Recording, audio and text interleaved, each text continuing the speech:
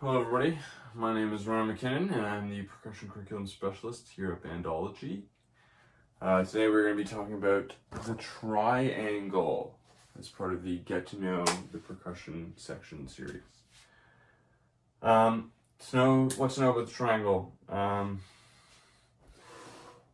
You have to have both a triangle, you have to have beaters obviously for the triangle, and you should also have a triangle clip to hold it up. Beaters, they come in all different shapes and sizes. There could be thin ones, there could be like medium-sized ones, there could be thick ones. And I have an example of 3 of these here. So I have a thin one, which is this guy. I have a medium-sized one, and then I have a thicker one right here. So depending on like if you're playing piano passages, mezzo forte, mezzo piano, double forte, if you want like a really huge like dinner bell sound, you might, choose different beaters to use in certain circumstances. It really depends on what sound you're looking for and like why you decide to use certain beaters. Now, another type of beater that I have, which is a really cool beater, it's called the teardrop beater. So it looks something like this. Okay, now the teardrop beater, as you can see, it's thick in the middle here and it thins out as it goes up. I find that they are really, really good for like everything. So if I have like a forte passage, I can use that thick part in the middle. And then if I have like directly after that, maybe 2 bars rest or so or whatever, and I have then a piano passage, I can use the thin end. They're also really good for crescendo, decrescendo rolls. So you can go from using the thick side to the thin side, or the thin side up to the thick side when you're doing rolls, which we'll talk about all that stuff later in the video. Okay, cool. So, triangle. There are many different triangles. This one here is a Black Swamp AT6, which means it's a 6-inch triangle. You could get, bigger ones, smaller ones. They all have different sounds. They are also could be made of 2 different things. They could be made of bronze, or this one is silver. So this one, the clip that I have is also a Black Swamp clip, and I typically will hold it in my left hand and will put the spacing in there so that it is the furthest away, pointing to my left-hand side. Okay, so the space should never be on this side if you're holding it with your left hand, but it should be always facing the hand that you're holding the triangle with, okay? Cool. As for holding the clip, now I always like to hold it up. I will rarely ever have the clip attached to a stand and have the triangle just moving around freely, unless I have like a multi-setup and I don't have enough time to pick up the triangle and hit it, then I will use the clip to attach it to a stand. Other than that, if I'm just playing triangle, I'm holding it all the time, okay? How you hold this clip. So the clip looks like this, okay? And what you're gonna do with the clip is you're gonna take your middle finger and you're gonna put it at the front, right in that space there. You're gonna take your thumb and in between where the clip moves and the rest, the back spot, I guess you could call it, I'm going to throw my thumb in there. Okay, so that's how I hold it. Okay, and then I just throw the triangle in, and it sits like this. Okay, now it's very similar to the tambourine. I hold it where I feel comfortable. Okay, so if I go too high up here, I feel like there's too much tension going on in this arm. If I go too low, I feel like I don't have enough ability to like range of motion in this arm, so I'm kind of finding somewhere in the middle to hit. Okay, for beating spots, there are multiple different beating spots, but actually I guess before we get to that, we're going to talk about holding the beater.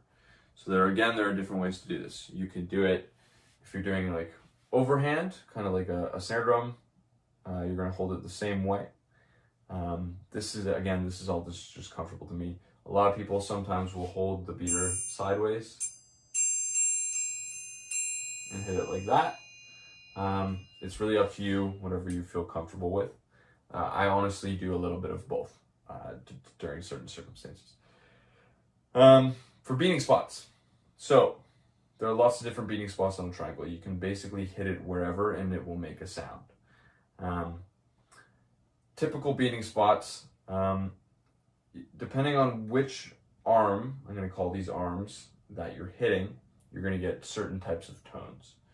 So if I'm hitting this on the side here,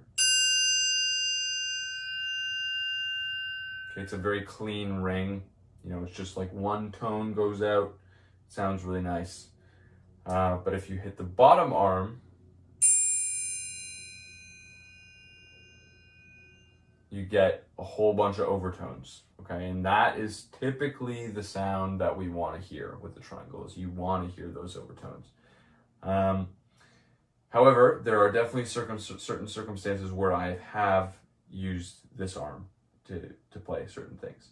And that is okay. It really, again, depends on what you're playing, why you're deciding to play it there, depending on the sound you're looking for and everything. So that's okay.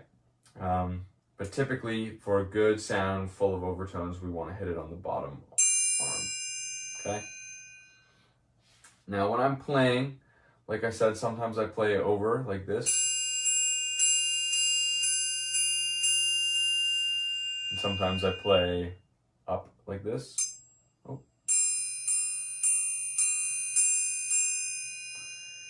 Okay, there really isn't a rhyme or reason as to why. It's just, again, more what I'm feeling comfortable. If it's a faster passage, maybe I'll play overhand a little more.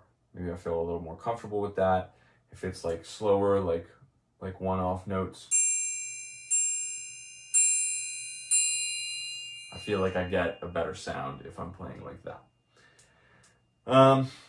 Now, for rolls. Rolls are a very interesting thing on the triangle. So for rolls, this is when we do want to be playing overhand, and we're going to be playing basically between this arm on a downstroke and on an upstroke hitting this arm. Okay, so it's a little bit of both. We're doing something kind of like that. I call it the twitch. Okay. Now it is a controlled twitch, and when I am doing that, my fingers are playing a big part in continuing that twitch to go. Okay, and it's really creating a lot of good rebound in the stick for me. When I'm doing that, if I'm playing quietly, if you have the teardrop beater, then use it to your full ability. If you don't have the teardrop beater, when you're playing quietly, you want to have as little motion as possible. So you're going to try to go as far into the triangle in the corner here as you can, and create as small amount of space as you can possibly do, and move quickly. Okay, and then when you start to get louder, you come out a bit over here. So it's going to start something like this.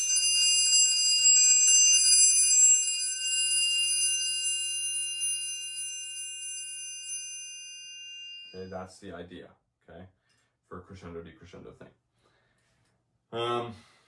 Okay, great. Up and down, you can also use that sort of a thing depending on if you have like a rhythmic passage. If you have like dun da da dun da da dun da da dun da da dun da da dun, and it's really hard for you to dig all those out with like downstrokes, I would typically move to something here and do like, it is very hard, and it's taken me a lot of time even to get where I am, and I am not, great at it. But that is very difficult to get that sort of a muscle memory going with an upstroke, kind of like that. But if you're doing that, I would, like everything, start slow and go like,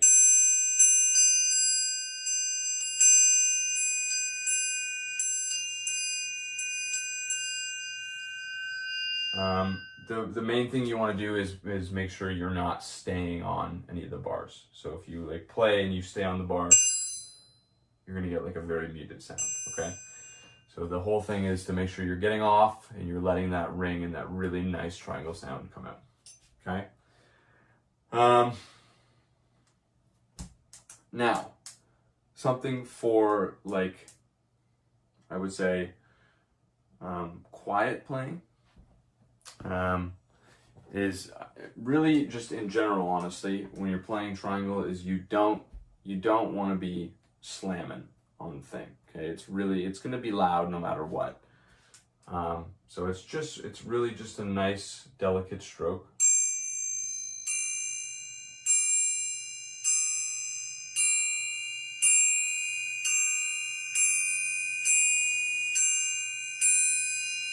Okay, quiet playing, the only difference is like we've always talked about, is the range of motion is going to be lower.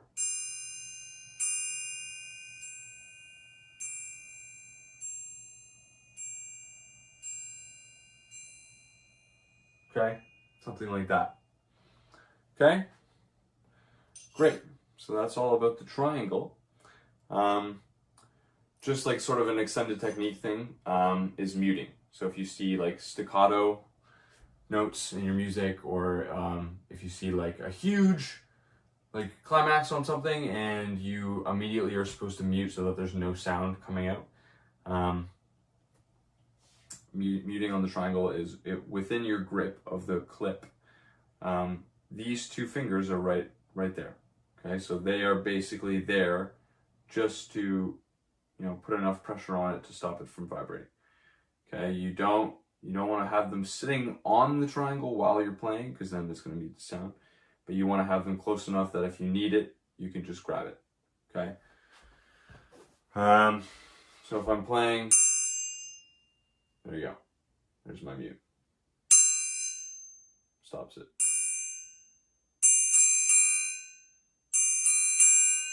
Okay, same idea for roll.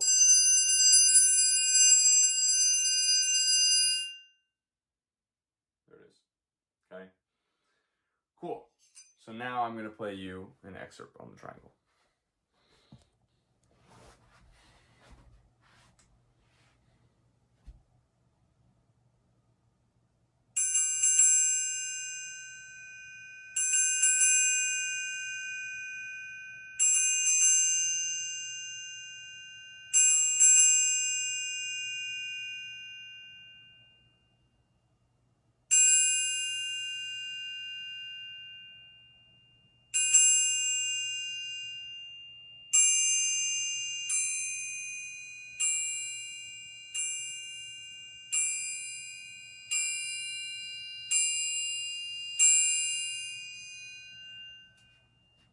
Thanks for joining us. If you like what you heard, you can learn more about our organization at bandology.ca, which features information about music education, advocacy and research, and our Play a Gig and Bandcamp programs. Follow us on social media for more videos, performance, and interviews on Facebook, Instagram, and YouTube.